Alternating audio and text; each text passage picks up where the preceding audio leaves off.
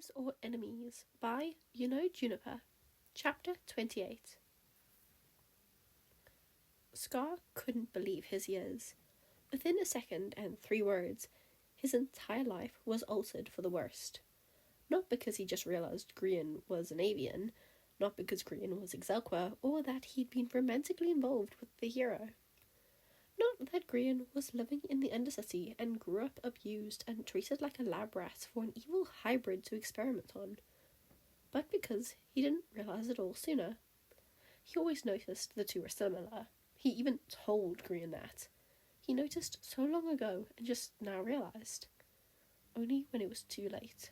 When he was too late. He stared at the pile of debris while the dust cleared. He pulled the radio closer, holding the button almost tight enough to hear the plastic crack. "Sunshine?" he whispered, his voice cracking. "Are you there?" he asked, longing to hear the blonde's voice.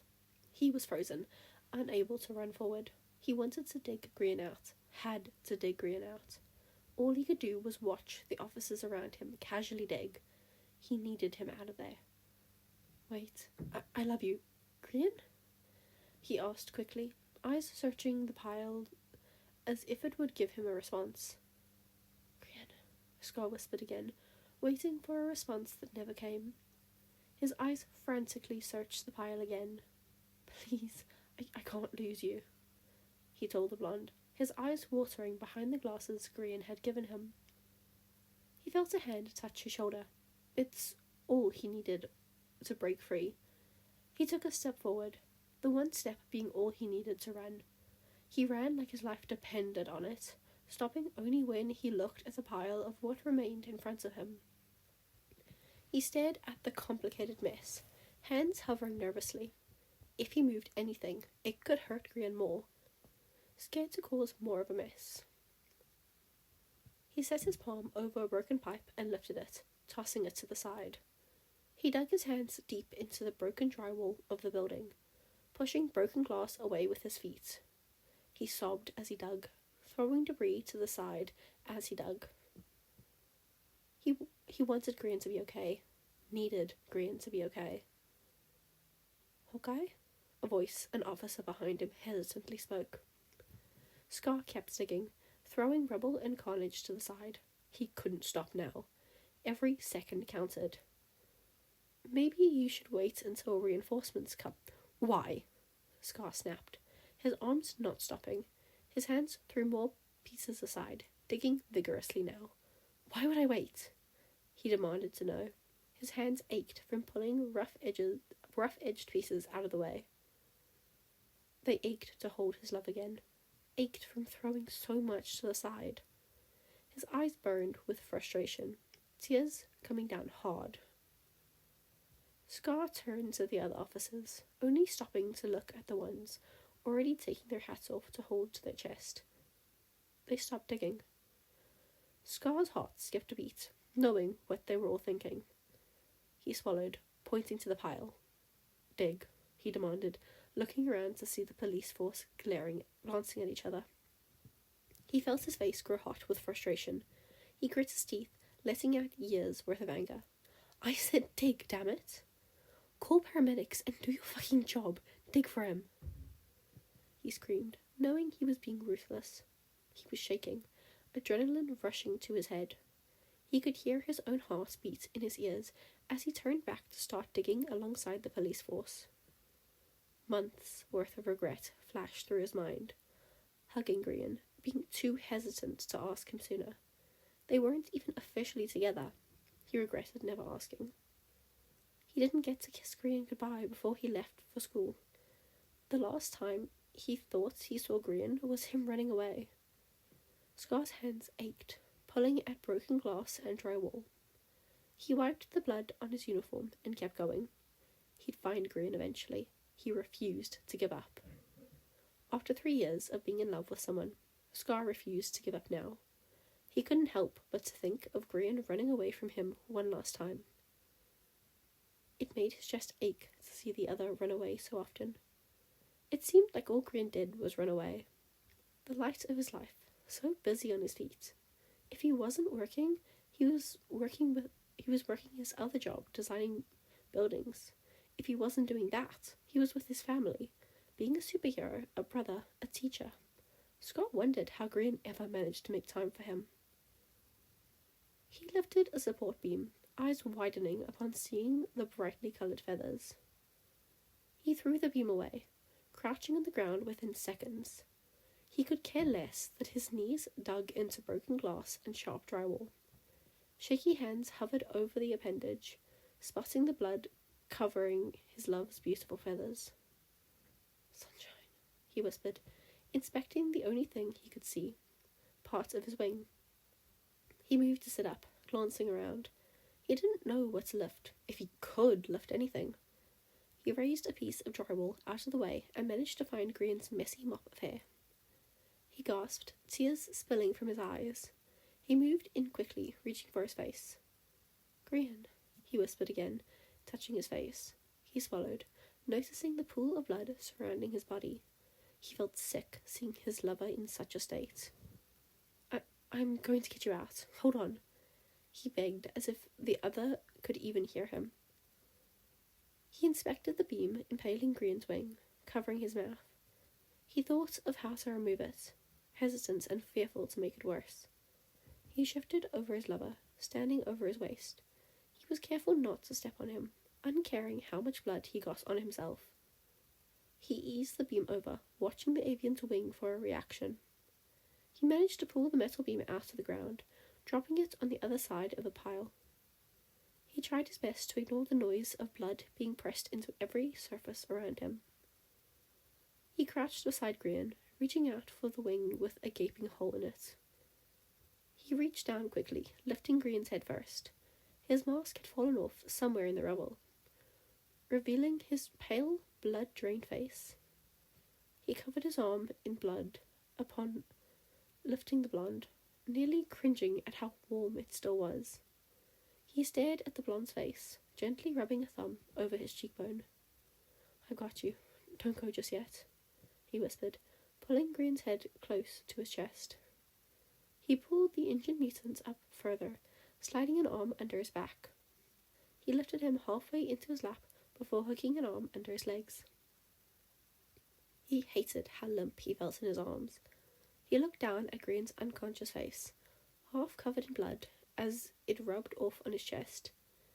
He saw the other's face and refused to let this be the last time he held the other. He stood quickly, holding Grian close to him. "I need help," he yelled, stepping out of the cleared way of the debris.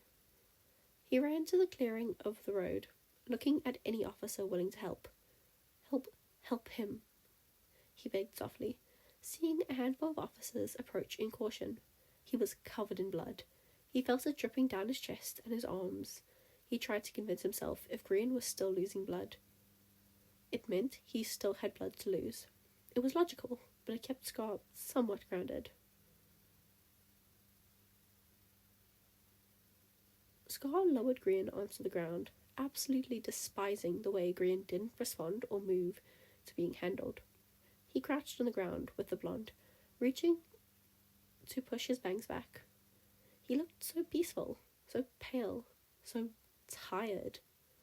He looked down to see his limp wing, watching an officer remove their overshirt to apply pressure to the wound to stop some of the bleeding. Scar wasn't stupid. He saw the puddle of blood.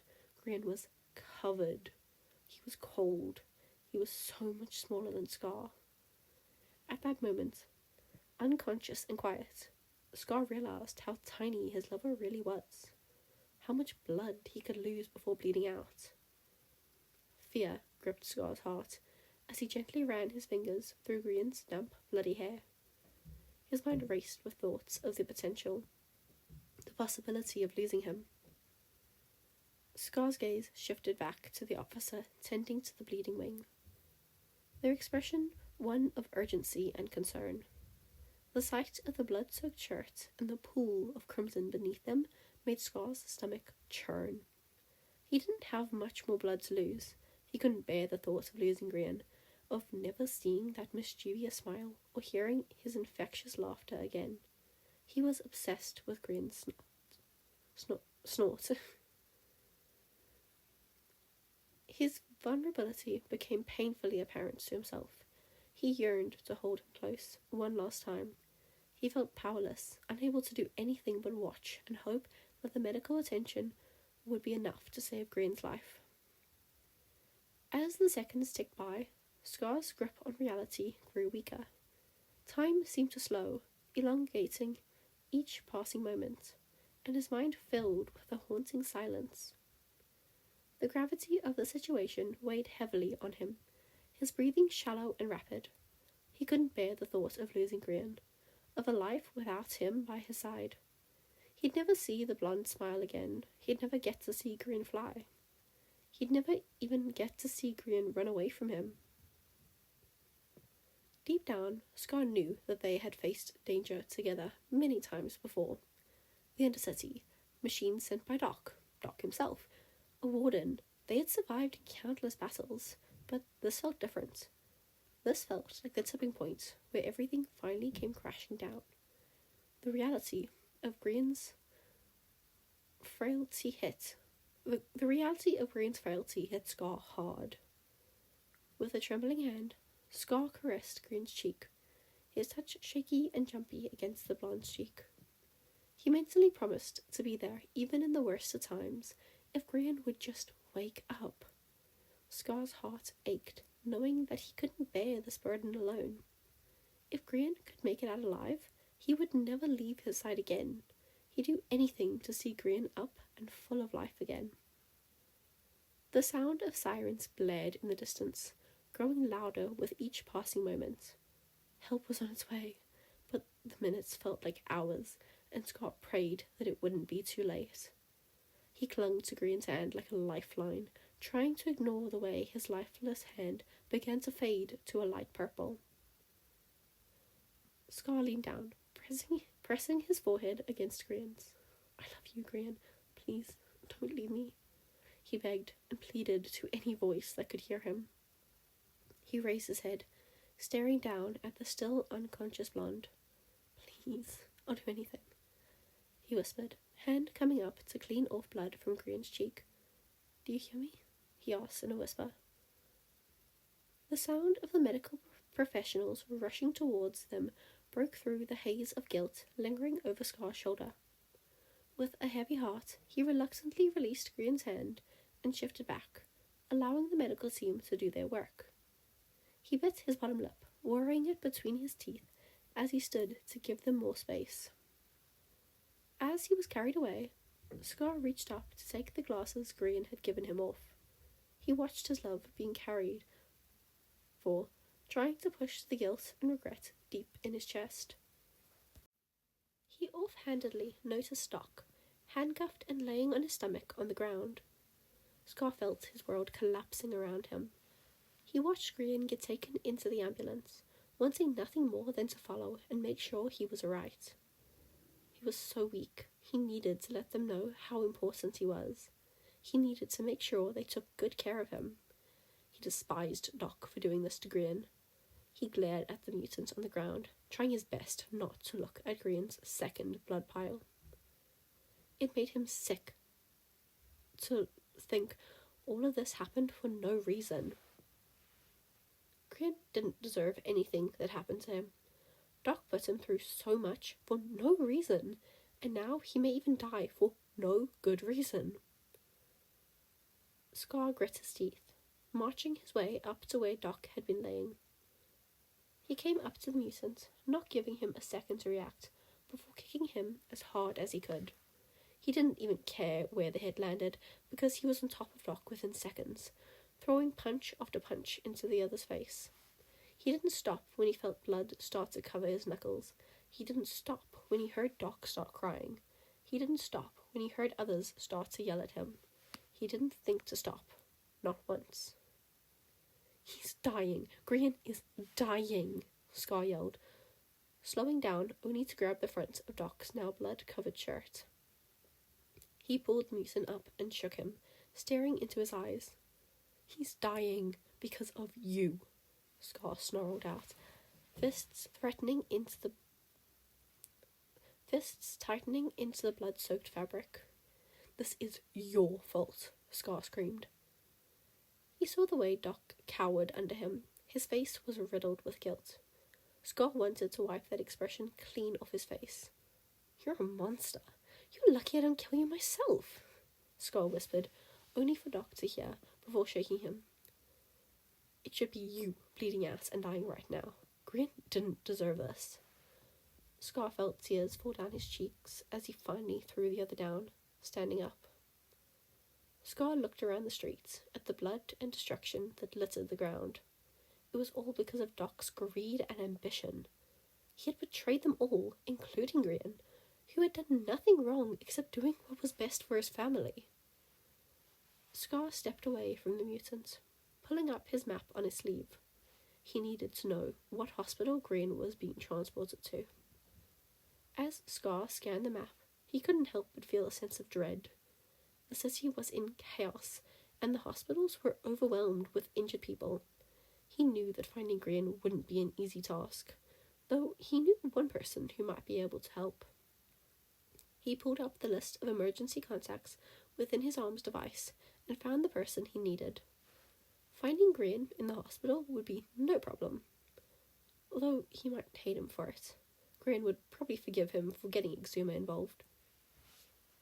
Ooh, I think this is actually a pretty short one. That felt really short, and my timing is all messed up because I had to redo clips. Ooh, okay. Grian, he'll survive, he'll be fine. The Sags said he'd be fine. They said he'd be fine, so he's going to be fine. Anyway, that's crazy. So, Doc obviously felt some guilt. I don't think he wanted to do that to Grian. I'm going to be so completely honest. I forgot most of this because I read this in August and now it's March. From chapter 27 onwards, I'm reading in March. Oops. Anyway, I don't think the Doc wanted to hurt Grian. It was kind of like an after effect. Wait, I can't remember what happened. I should probably actually know the fics that I'm reading, but it's fine.